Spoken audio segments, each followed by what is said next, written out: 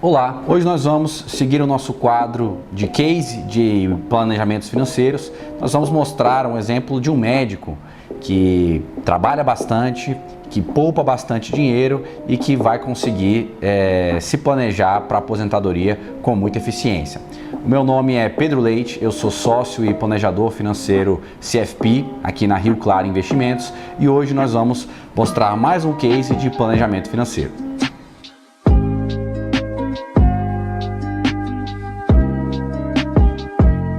Vamos lá, hoje vamos mostrar um exemplo de um médico jovem, como a gente consegue ver na tela, em que ele tem 36 anos, poucos anos depois de finalizar a sua especialidade em neurologia, solteiro, sem dependentes, com uma propensão a risco bem alta, ou seja, ele tem muito apetite para correr riscos, já tem uma experiência média em investimentos e o seu perfil como investidor ele é bem mais agressivo, ele é um moderado agressivo. Além disso, entendendo a contextualização, ele possui uma renda média na casa de R$50 mil, com gasto bem abaixo da geração de renda dele, na casa de R$20 mil por mês e uma disponibilidade mensal de R$30 mil por mês para direcionar para os investimentos dele.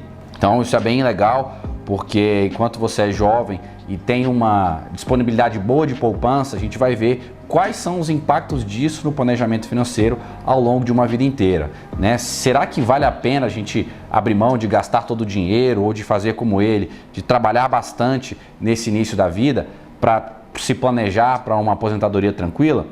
Então, seguindo para a contextualização, ele chegou até nós com uma carteira de investimentos já em várias casas, bem dispersa, com ações, fundos imobiliários, vários fundos, em várias corretoras e bancos diferentes, sem ter o controle, sem saber como tudo convergia para os objetivos dele, sem saber como o seu portfólio como um todo se comportava. Ele deixava vários ativos de risco dispersos em várias corretoras e uma parcela grande numa conta remunerada de um banco.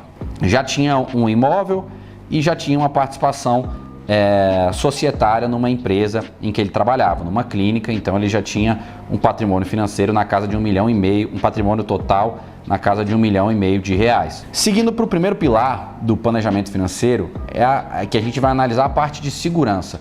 O que ele deveria ter para construir a blindagem do patrimônio dele, então uma reserva de emergência, dimensionada com 3 vezes os custos mensais dele, na casa de R$60 mil.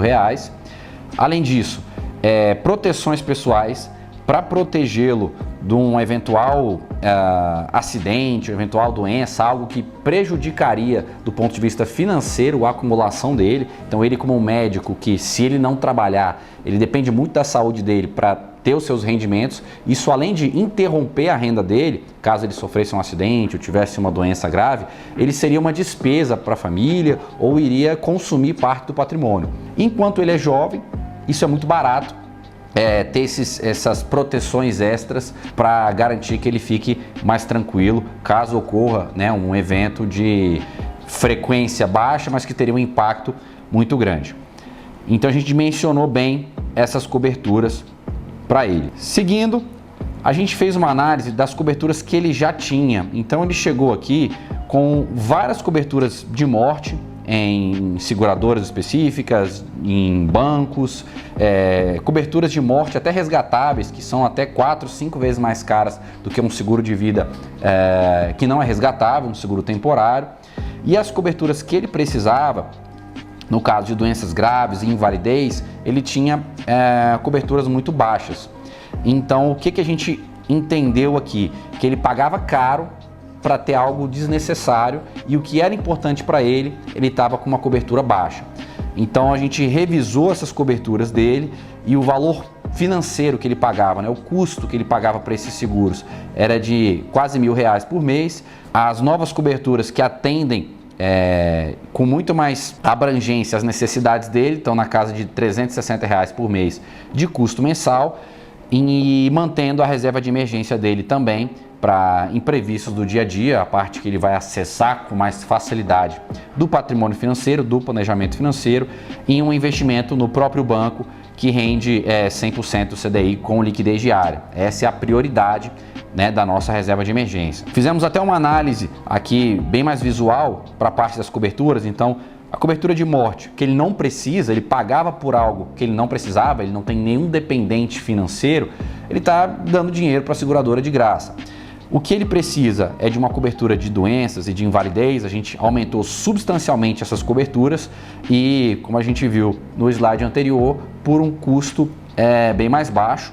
Até quando, Pedro? A gente recomendou essas coberturas até que ele tenha um patrimônio financeiro significativo, que caso ocorra algum imprevisto que ele não quer que aconteça, ele consegue arcar com isso, não precisa ficar dependendo de seguradora. Ainda mais para ele que tem uma organização, uma disciplina muito grande e que já vem trabalhando na sua acumulação financeira. Agora, seguindo para o grande objetivo dele, que era de independência financeira. Ele trabalhava num ritmo bem intenso e tinha por objetivo se aposentar com 55 anos, ou não se aposentar necessariamente, mas não depender do seu trabalho, com uma renda de R$30 mil por mês. Então, o que era importante, ou o que ele estava caminhando para atingir com o nível de poupança dele?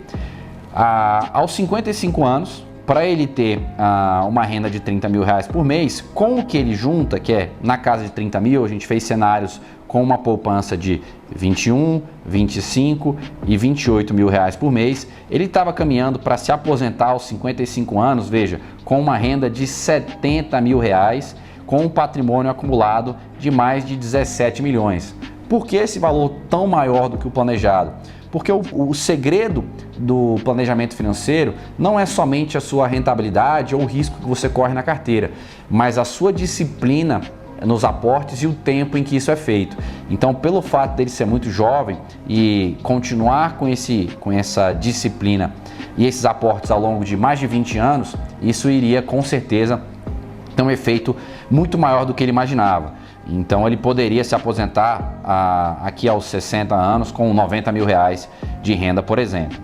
Agora, qual estratégia a gente vai seguir para atingir essa acumulação? Esse valor de aporte mensal vai ser distribuído na nossa carteira administrada, uma parte no modelo previdenciário, que tem vários benefícios do ponto de vista jurídico e tributário no longo prazo. Então você tem benefícios de sucessão, benefícios de tributação, você não tem come cotas, por exemplo, na Previdência, você tem possibilidade de portabilizar a Previdência sem ter que resgatar esses investimentos. Então tem uma série de benefícios em que faz sentido ele se comprometer a ter esse investimento de longo prazo. No modelo VGBL, na tabela regressiva. O VGBL é onde ele iria pagar imposto somente sobre a rentabilidade desses investimentos, e na tabela regressiva, que começa o imposto somente sobre o que rendeu em 35% e cai até 10%, ela vai caindo de 2 em 2 anos 5%. Então, seguindo o planejamento corretamente, lá na frente ele vai pagar apenas 10% de imposto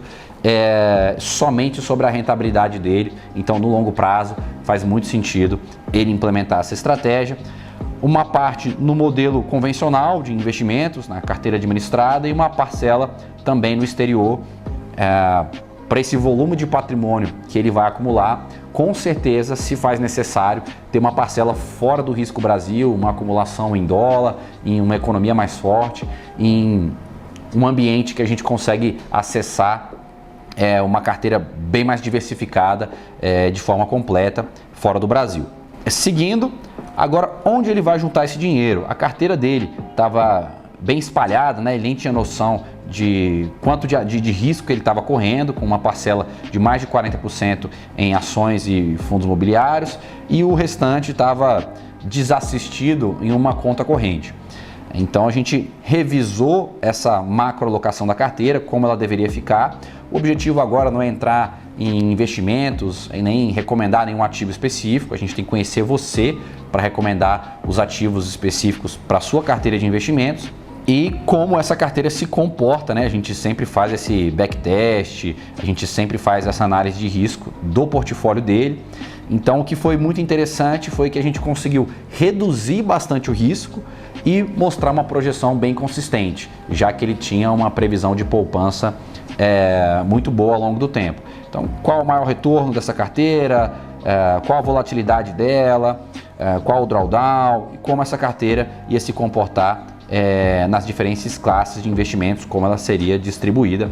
Esse é um exemplo desse médico que começou o seu planejamento financeiro conosco, em que ele já fazia boa parte do trabalho difícil, né, que é trabalhar bastante, trabalhar muito e poupar dinheiro com muita disciplina.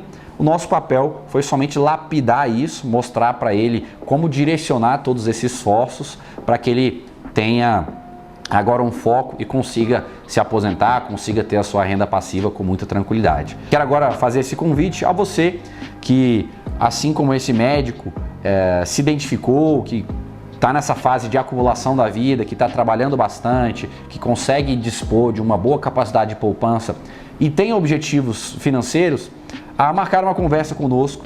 Envie uma mensagem para nós. Aqui nós temos uma equipe de planejadores financeiros extremamente capacitados para conversar com você, entender o momento de vida que você está passando e te ajudar a construir seu planejamento financeiro.